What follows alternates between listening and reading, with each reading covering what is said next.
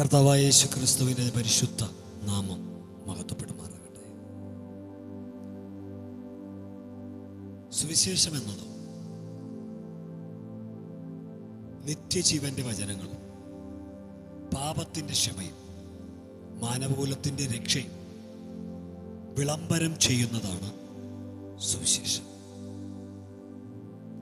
തിരുവെഴുത്ത് ഇപ്രകാരം പറയുന്നു: സുവിശേഷത്തെക്കുറിച്ച് എനിക്ക് ലജ്ജയില്ല.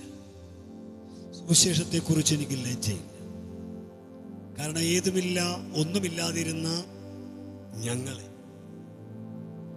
രക്ഷിച്ചതും വിടുവിച്ചതും ഉയർത്തിയതും മാനിച്ചതും സുവിശേഷമാണ്. അതുകൊണ്ട് സുവിശേഷത്തെക്കുറിച്ച് ഞങ്ങൾക്ക് ലജ്ജയില്ല. അപ്പോസ്തലനായ പൗലോസും അദ്ദേഹവും വിളിച്ചു പറയുകയാണ്, സുവിശേഷത്തെക്കുറിച്ച് ഞങ്ങൾക്ക് ലജ്ജയില്ല.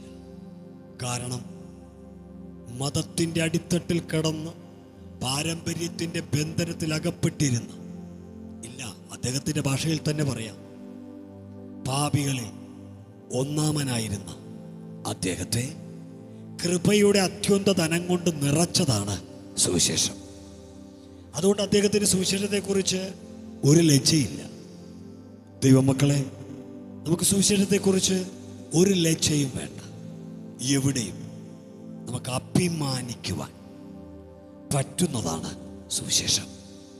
കാരണം സുവിശേഷം ഇന്നു വരെ ആരെയും കൊല്ലാൻ പഠിപ്പിച്ചിട്ടില്ല, തല്ലാൻ പഠിപ്പിച്ചിട്ടില്ല, ദുശീലങ്ങളിൽ ജീവിക്കാൻ പഠിപ്പിച്ചിട്ടില്ല. സുവിശേഷം ഇന്നു വരെ നല്ല ജീവിതം നയിക്കാൻ, വിശുദ്ധരായി ജീവിക്കാൻ മാത്രമേ പഠിപ്പിച്ചിട്ടുള്ളൂ. അതുകൊണ്ട് സുവിശേഷത്തെ പ്രതി നമുക്ക് ലജ്ജിക്കേണ്ട കാര്യമില്ല.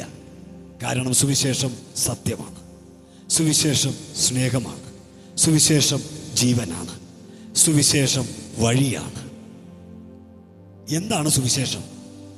വിശുദ്ധ ബൈബിൾ പറയുന്നു, ദാവീദിൻ്റെ സന്തതിയായി ജനിച്ച് മരിച്ച് അടക്കപ്പെട്ട് ഉയർത്തെഴുന്നേറ്റ യേശു ക്രിസ്തുവിനെ കുറിക്കുന്നതത്രേ സുവിശേഷം. God bless you. ദൈവം നിങ്ങളെല്ലാവരെയും ധാരാളമായി അനുഗ്രഹിക്കുമാറാകട്ടെ. ആമേൻ.